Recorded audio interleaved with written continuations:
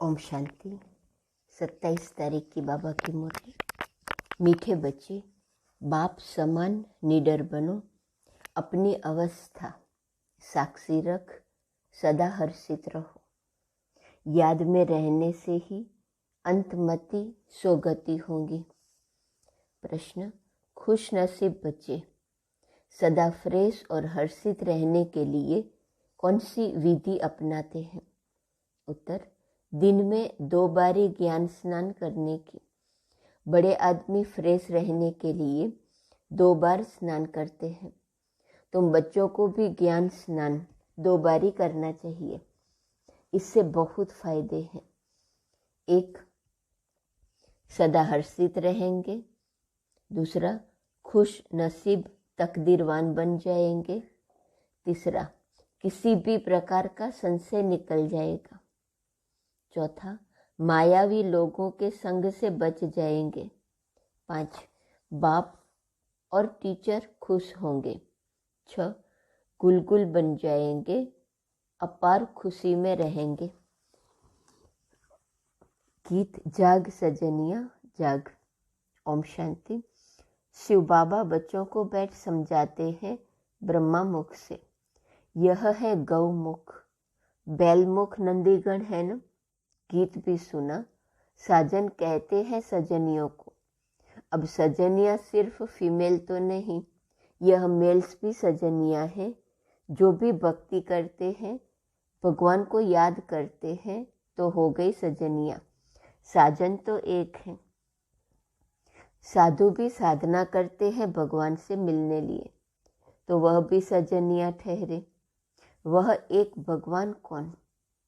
एक तो कहा जाएगा गॉड फादर को। जैसे वर राजा को आना पड़ता है वनी को ले जाने के लिए, यह सब है वनिया। साजन को याद करती है तो जरूर आना पड़ेगा। एक के लिए तो नहीं, सबके लिए आना पड़ेगा। और सभी सजनिया दुखी हैं। कोई न कोई रोग बीमारी आदि होंगी जरूर। तो यह हो गया नरक। स्वर्ग में है सुख, नरक में है दुख।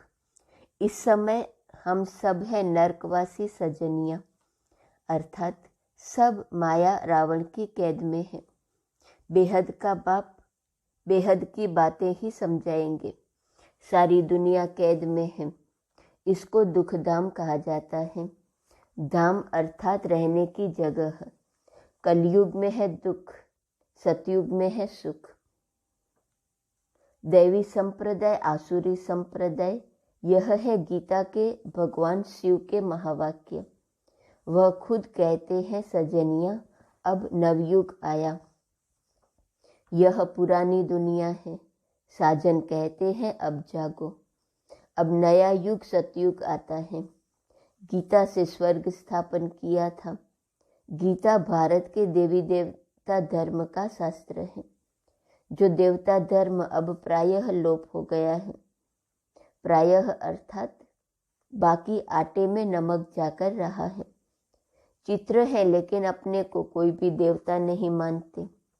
यह भूल गए हैं कि सतयुग में देवी देवता धर्म था, जिसको ही स्वर्ग कहा जाता है। जब लक्ष्मी नारायण का राज्य होगा तब वो ऐसे नहीं कहेंगे कि अब स्वर्ग है। फिर तो यह भी समझे कि नरक होना है। यह सब राज अभी हम जानते हैं। 5000 वर्ष पहले स्वर्ग था, अब नरक है। देवी देवता धर्म की टांग टूटी हुई है।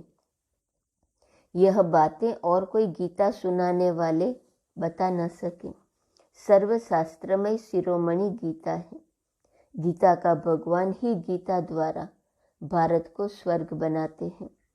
फिर आधा कल्प वहाँ गीता की दरकार नहीं, वहाँ तो प्रारब्ध है। बाबा खुद कहते हैं यह ज्ञान प्रायः लोप हो जाता है। अभी लोप है न। हम रोज नई नई बातें सुनते हैं। वह तो 18 अध्याय सुनते आए हैं, उसको नया कौन कहेंगे। पूरे 18 अध्याय लिख दिए हैं। यहाँ तो हम पढ़ते रहते हैं, योग लगाते रहते हैं, इसमें भी टाइम लगता है। ज्ञान और योग दोनों भाई बहन हैं। बाबा कहते हैं ध्यान से ज्ञान श्रेष्ठ है, क्योंकि उससे ही तुम जीवन मुक्ति पा सकेंगे। ऐसा कोई कह न सके कि हमको साक्षात्कार हो तो पुरुषार्थ करें। सामने श्री कृष्ण का चित्र देख रहे हैं, ऐसे प्रिंस प्रिंसेस बनेंगे। फिर जो चाहे सो बनो, प्रिंस प्रिंसेस बनते हैं यह तो मानना चाहिए न। अब नवयुग आ रहा है, जहाँ जीत वहाँ जाकर प्रिंस बने का जन्म लेंगे। रत्न जड़ित मुरली भी होंगी, यह निशानी है।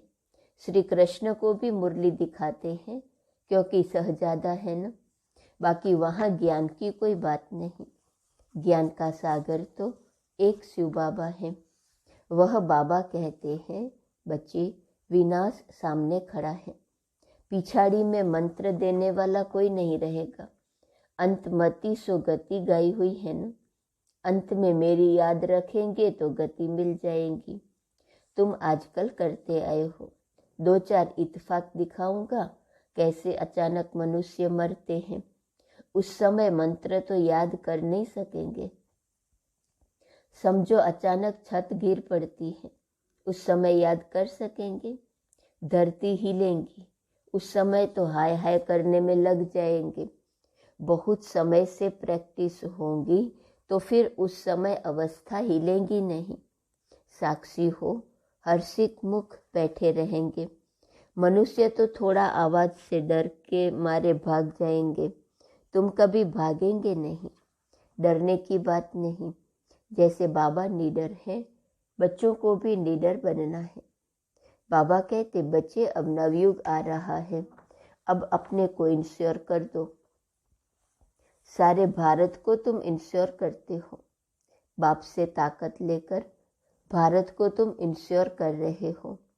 भारत हीरे जैसा बन जाएगा। फिर उसमें भी जितना जो लाइफ को इंश्योर करेगा, तन मन धन सब इंश्योर हो जाता है। बाबा कहते हैं यह ज्ञान प्रत्यक्ष फल देने वाला है। जैसे सुदामे का मिसाल है, जट महल देखे तो प्रत्यक्ष फल हुआ न। प्रिंस प्रिंसेस का भी साक्षात्कार करते हैं। फिर प्रिंस प्रिंसेस तो सतयुग में भी हैं, त्रेता में भी हैं। यह थोड़े ही समझ सकेंगे कि हम कहाँ के प्रिंस बनेंगे। सब सूर्यवंशी तो नहीं बन सकेंगे। यह सब है साक्षात्कार। बाकी आत्मा कोई निकल कर जाती नहीं है। यह साक्षात्कार की ड्रामा में नोंद है। सॉल को बुलाते हैं तो ऐसे थोड़े ही आत्मा कोई शरीर से निकल जाती है, फिर तो वह शरीर रह न सके। यह सब साक्षात्कार है। बाबा भिन्न भिन्न रूप से साक्षात्कार कराते हैं। नूंद है तब सॉल आती है। यह ड्रामा का राज समझना है। नई बातें हैं न, तो क्लास में भी रेगुलर आना पड़े। तुमको मालूम है बहुत अच्छे अच्छे आदमी 2 बारी स्नान करते हैं फ्रेश रहने के लिए। यह भी ज्ञान स्नान 2 बारी करने से फ्रेश होंगे। 2 बारी ज्ञान स्नान करने से बहुत बहुत फायदा है। नहीं तो मुफ्त में अपनी बादशाही गंवा देंगे। बाबा रजिस्टर से भी जांच करते हैं, पूरा खुश नसीब तकदीरवान कौन है। अरे बेहद के बाप से अथाह धन लेने जाते हैं, स्वर्ग का मालिक बनते हैं। अगर इतना निश्चय नहीं तो ऊंच पद भी पा नहीं सकेंगे। 2 बारी स्नान करने से तुम बहुत बहुत हर्षित रहेंगे। बाबा कहते हैं मैं गाइड बन तुम बच्चों को ले चलने आया हूँ। कितना घुमाता हूँ। वो लोग एरोप्लेन से ऊपर में जाते हैं, कितनी उन्हों की महिमा होती है। वास्तव में महिमा तो तुम्हारी होनी चाहिए। तुम वैकुंठ में जाकर घूम फिर आते हो। मोस्ट वंडरफुल चीज है। बाबा कहते हैं मैं सबसे दूर रहने वाला आया हूँ, देश पर आए। फिर इसमें सर्वव्यापी की तो बात ही नहीं। तुम पैगंबर हो, पैगाम देने वाले हो न।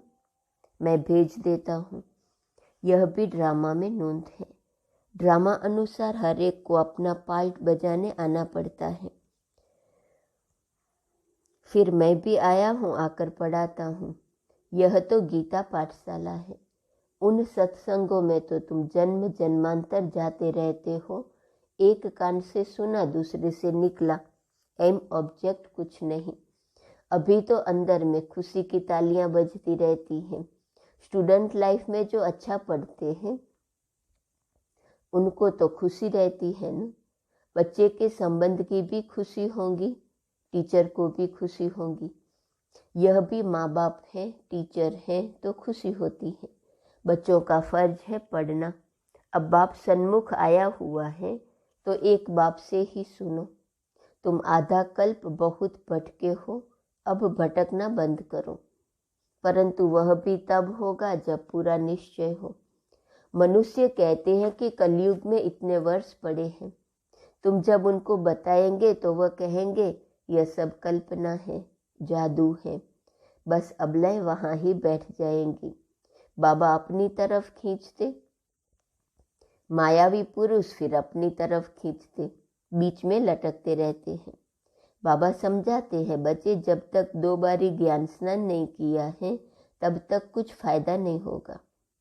अरे कोई समय मुरली में भी ऐसी पॉइंट्स निकलती हैं जिससे ऐसा तीर लग जाएगा जो तुम्हारा संशय मिट जाएगा। और कोई भी सत्संग में जाने के लिए कभी मना नहीं करते। यहाँ तो स्त्री पति के पिछाड़ी सती बनती है कि पति लोक में जाए। पति नरक में है तो स्त्री भी नरक में आ जाती है।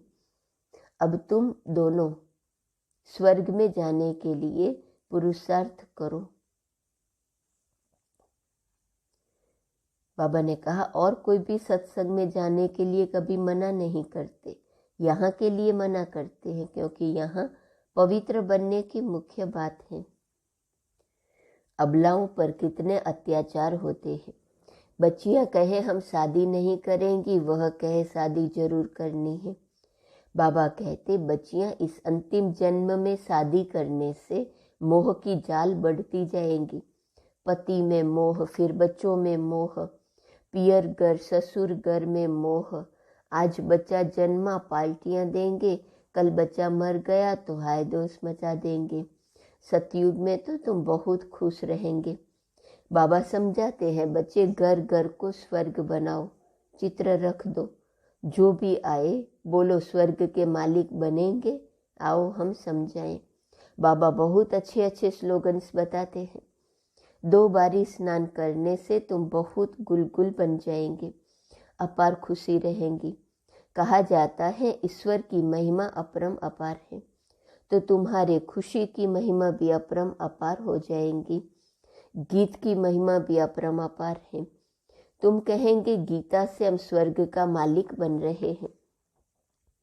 एक परमात्मा के सिवाय कोई ऐसे कहेंगे नहीं कि जाग सजनिया जाग, अब सतयुग आ रहा है। मैं समा तुम्हारी ज्योति जगाने आया हूँ। यह दादा भी अभी पुरुषार्थी है। बाबा तुम्हें नए युग के लिए नई कहानी सुनाते हैं। कितना अच्छा गीत है, यह रास्ता ही नया है।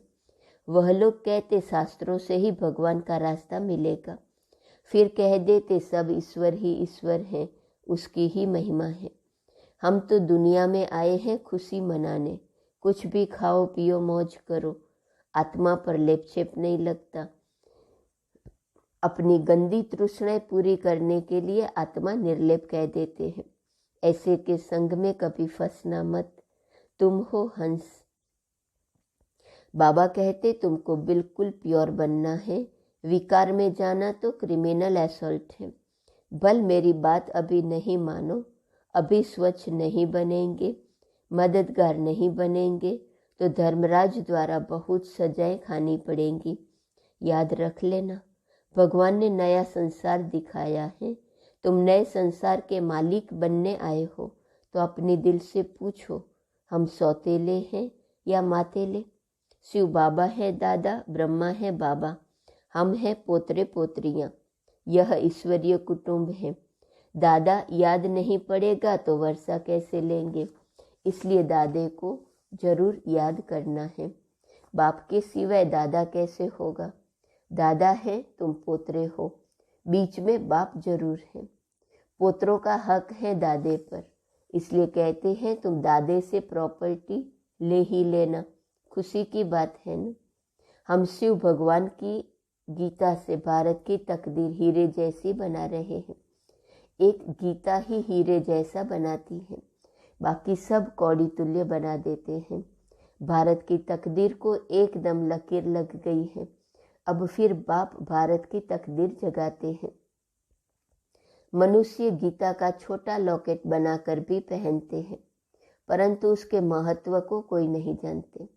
यहाँ कायदे भी बड़े कड़े हैं। पवित्र ब्राह्मण जरूर बनना पड़े। ठगी से मम्मा बाबा नहीं कहना है। सच्चा बनेंगे तब ही नशा चढ़ेगा। हाफ कास्ट को नशा नहीं चढ़ेगा। भगवान भारत के पीछे दीवाना बना है कि हम भारत को फिर हीरे जैसा बनाऊंगा। तो भारत पर आशिक हुआ है न। भारत को फिर से ऊंच बनाते हैं। आशिक मासूक के पिछाड़ी दीवाना होता है न। तो भारतवासियों के पीछे कितना दीवाना है, कितना दूर से भागते हैं और फिर कितना बड़ा निरहंकारी है। अच्छा, मीठे मीठे सिकीलदे बच्चों प्रति माता पिता बाप दादा का याद, प्यार और गुड मॉर्निंग। रूहानी बाप की रूहानी बच्चों को नमस्ते। रूहानी बच्चों की रूहानी बाप को नमस्ते नमस्ते नमस्ते। धारणा के लिए मुख्य सार। पहली पॉइंट, बेहद के बाप से अथाह ज्ञान धन लेने के लिए 2 बारी ज्ञान स्नान करना है। पढ़ाई में रेगुलर जरूर बनना है। दूसरी पॉइंट, फुल कास्ट सच्चा पवित्र ब्राह्मण बनना है। बाप का मददगार बनना है। गंदी तृष्णा रखने वालों के संग में कभी नहीं फंसना है। वरदान, तन मन और दिल की स्वच्छता द्वारा साहेब को राजी करने वाले सच्चे होली हंस भव। स्वच्छता अर्थात मन वचन कर्म संबंध सब में पवित्रता। पवित्रता की निशानी सफ़ेद रंग दिखाते हैं। आप होली हंस भी सफ़ेद वस्त्रधारी साफ दिल अर्थात स्वच्छता स्वरूप हो। तन मन और दिल से सदा बेदाग अर्थात स्वच्छ हो। साफ मन व साफ दिल पर साहेब राजी होता है। उसकी सर्व मुरादें अर्थात कामनाएं पूरी होती हैं। हंस की विशेषता स्वच्छता है, इसलिए ब्राह्मण आत्माओं को होली हंस कहा जाता है। स्लोगन, जो इस समय सब कुछ सहन करते हैं वही सहनशाह बनते हैं। आज का स्वमान, मैं योग युक्त हूँ। अव्यक्त इशारे की पॉइंट, सदा चेक करो कि आज के दिन मनसा द्वारा या कोई भी सेवा द्वारा कितने पुण्य जमा किए और पुण्य के आधार से छोटी छोटी बातें कितनी समाप्त हो गई, खर्च कितना हुआ और बचत कितनी हुई। अगर बार बार विघ्न आते हैं और मिटाने के लिए गुण और शक्तियों को खर्च करते हैं तो वह कितना हुआ। और योगयुक्त अवस्था से बाप को साथी बनाकर सेवा करने में पुण्य का खाता कितना जमा हुआ। ऐसी चेकिंग की मशीनरी दिल के ऑफिस में सेट कर चेक करते रहो तो चेंज हो जाएंगे। ओम शांति।